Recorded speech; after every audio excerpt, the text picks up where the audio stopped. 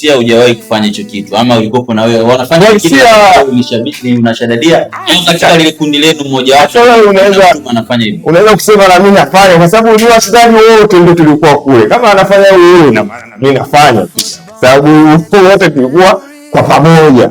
Umeona lile tukio ni kwamba tuseme anaweza akanifanyia mimi lakini ukakasirika wewe, lakini mimi mwisho wa siku siwezi kukasirika kwa sababu naliona hili jambo ni la mpira. Yaani kwamba Roga amenitoa mimi nje, ameniingiza dakika 2 amenitoa.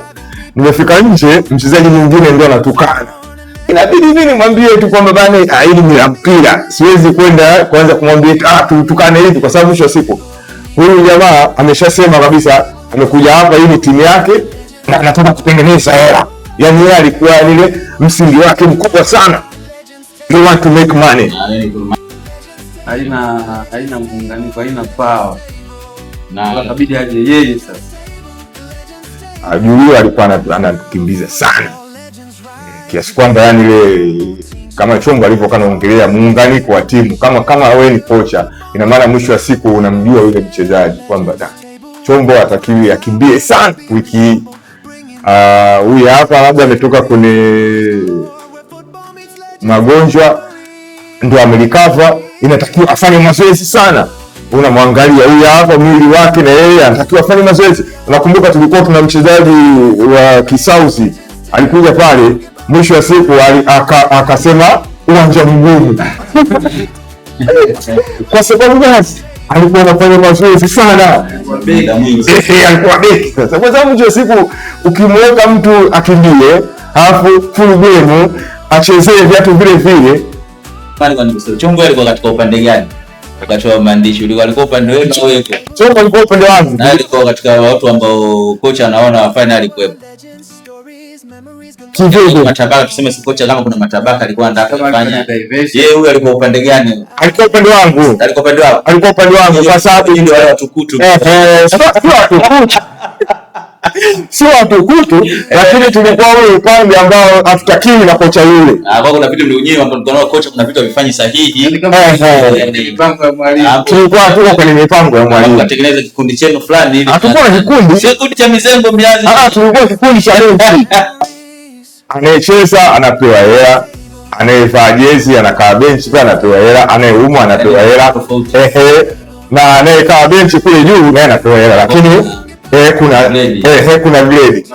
Sasa alivyoona sisi tumekaa juu akatoa ile pasenti ya watu wanaokaa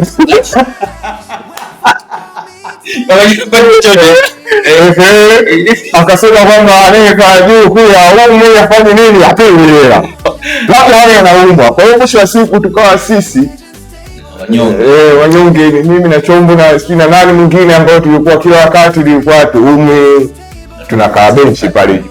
Haya si nzuri. Huwezi kusema changamoto, mimi naweza nikasema ni changamoto kwamba alitusababishia sisi tuweze kukua kwenye mpira, tuweze kuona mambo mengine ambayo hatukuwahi kuyaona.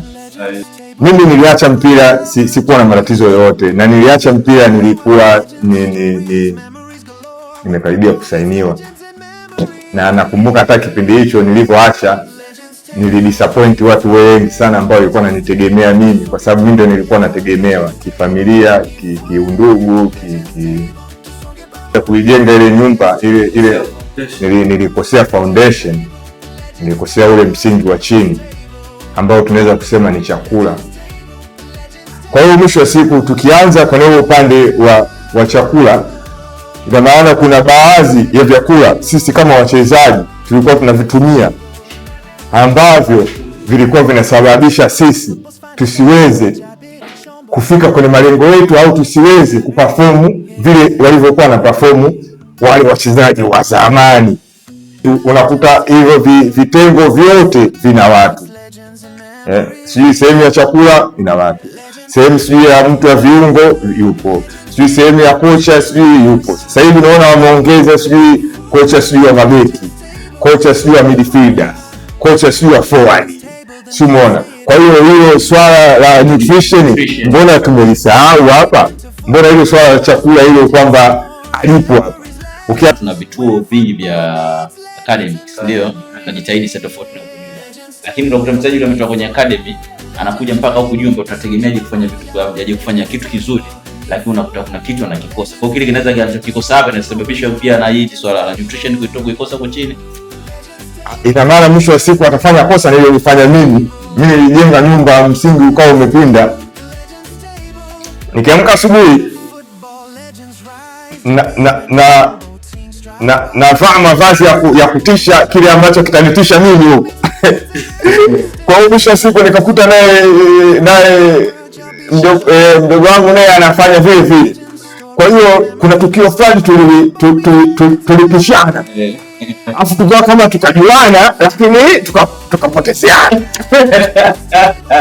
Alafu tulivyokuja kukutana kwenye Mwanga, akaniuliza kama kwa utani kwamba na lijini refu sana.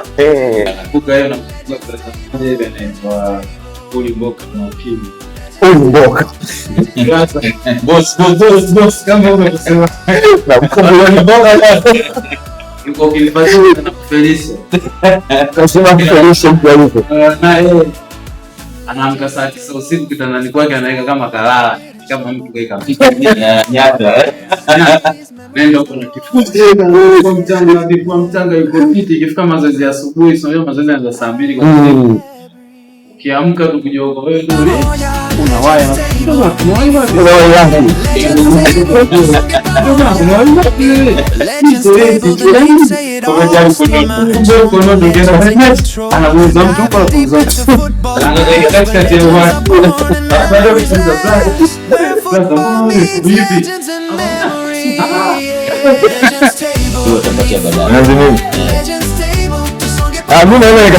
naweza nikasema hivi kwamba kwanza Yanga walikuwa wanashangilia kama mpira umeisha, yani kitu ambacho tulitoweza sisi, kwa sababu kumbuka sisi tuko kwenye chumba kilikuwa ni kimya. Nakumbuka kuna mzee mmoja, nakumbuka kuna yule mzee mmoja alikuwa kila tukifika uwanja wa Taifa yeye ndio alikuwa anatupatia maji.